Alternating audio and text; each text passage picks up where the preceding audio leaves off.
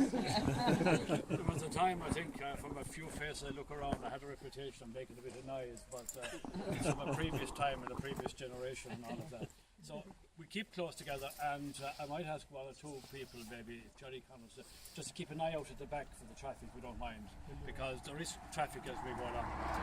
We're going to stay out for about an hour and a half, and I'm going to just walk up through the village of Doon, as it's called now, and it's flexible. People can come and they can go, sit, whatever. Okay, so don't feel that you have to tell me I have to now leave, or it's got so boring I'm going to leave. Because that's how we run it. I mean, this is my third or fourth time taking out a largest group, and that's the way it's going to be. And you know, normally, as I said, it takes a couple of hours to do it all, but we'll be flexible about it. We're looking at a place called Doon, and what do I know about Doon? Well, I suppose when I would be filling out various official documents, and I would write on it, you know how they have to ask you, place of birth, and I would say Main Street, Doon, you see, and they'd say, sorry, what was your place of birth, not where you live? And I would say again, Main Street, Doon, because I would be a home birth. I'm of that generation of that time, because my mother had most of us in the Main Street, Doon, and some people would often say it's a pity that she had some of us like myself on the Main Street. But that's where I would come from. And my grandfather had a very large shop here at the corner. We'll talk a little bit about that as we go, and because that reflected his time as well. I suppose, very briefly, the village now has approximately a population of 75. And I'll talk a little bit about the bounds of the village, because that is not unusual. The Cappamores and the Maroos and the Kappa Whites all have the same story, that you now have a suburbs around your village and around your town. And as you drive around the country, you're going to see the same story. It's everywhere. It's Clonakilty, it's Mallow, blah, blah, blah. So you have the suburbs around Doon. Doon has a suburbs as well. It's housing estates around it.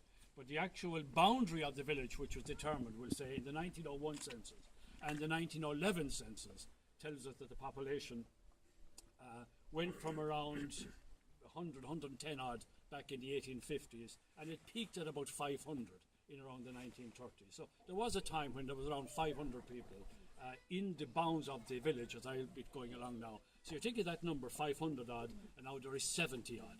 That's been the big change. Around 40 odd shops were there in the 1960s, 1950s. 40 odd shops, now there's kind of 4 or 5. So again, that's not unusual. It's not really unusual to do. It's the same as we go around the country. So you can see how things have changed, how geographically things have changed, and how the business world has changed as well. So we're going to go up what's called the tour Road. And the tour Road this was a causeway. It was a causeway, in other words, with a bog here. So of course, toker means, kind of a path through a bog. So you can imagine that this part of the village didn't exist. When the village itself began to develop in the kind of 19th century, it was on the left-hand side as you go up along. So you've got to visualise you have nothing along here, right up to the cross, there's really nothing there. So the village itself was on the other side.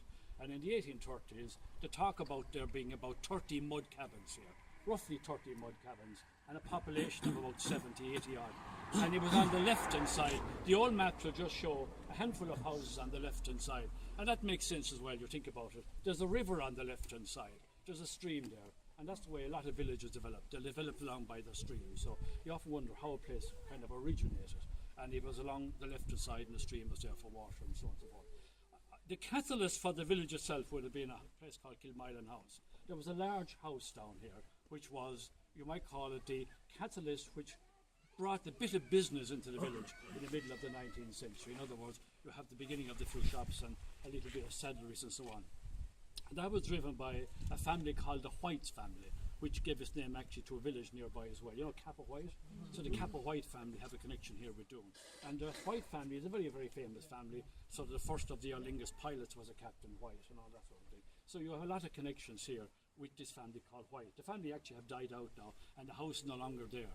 But the oldest, you might say, physical buildings around the parish, around the village, is actually the gateways going into Kilmylan House.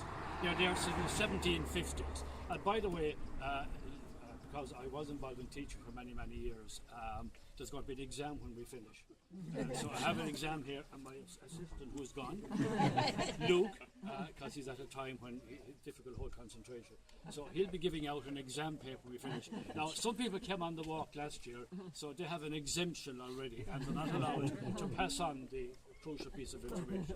So you've got to spend a lot of time thinking very carefully because of the exam coming up, and you won't get the exam paper until we're about halfway through. Okay, so the house below, the White's house, would be the catalyst in the middle or later part of the 18th century, and that kind of brought the village into being.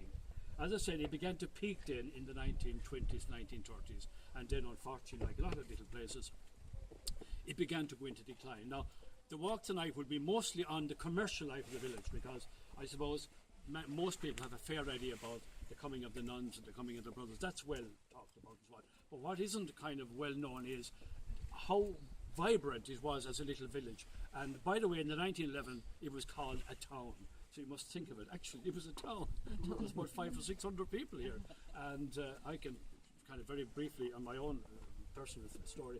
In the 1950s, 1960s, when I was growing up, in the main street alone, from the cross to the convent, there was 100 children. Now I gather there's 2. So you just think in terms of the main street, and we could as we go up along, and again, people who are familiar with Capmore and Capawhite will tell you the same story as you go along. You know, Carews beside us was 10, there was 8 of us, Ryan Alex beside us had 3 and all that kind of stuff. So in the village alone, and I'm talking about from the cross to the convent, and not even going down towards the bank, and not even going down towards the terraces below, there was 100 children. I could remember, I could name them all out. I was kind of going through my mind's eye the other night, and I'm not absolutely totally convinced, but now someone was telling me recently there's about 2, maybe there's 3, maybe there's 4, a little bit more than I know. And also what's missing are the little side shoots off the village, because the village, like a lot of little villages, had little kind of walkways down. There was little row houses behind houses, and you were never too sure actually many people were living in the place, because there was often, you know, a house in front and there might have been a little house in the back and 2 or 3 people living there and so on and so forth. Okay, so from time to time we're going to stop and we're going to continue. And I suppose I should have actually introduced myself, and I looked around at so many familiar faces, so I now will reintroduce myself. PJ McNamara is my name, and I was born in the main street. I worked in the school here for many, many years, and then I was sent on my travels and I went elsewhere. It was time for me to go, I suppose. And I finished up in places like Kilmallock and Rathkeale, working down there. And I work with the home education department of the child and family agency. So I still work for a living, even though you don't think so. I don't think so myself at times. So, and I can work in a completely different world where people home educate their children. All right. Luke, come on.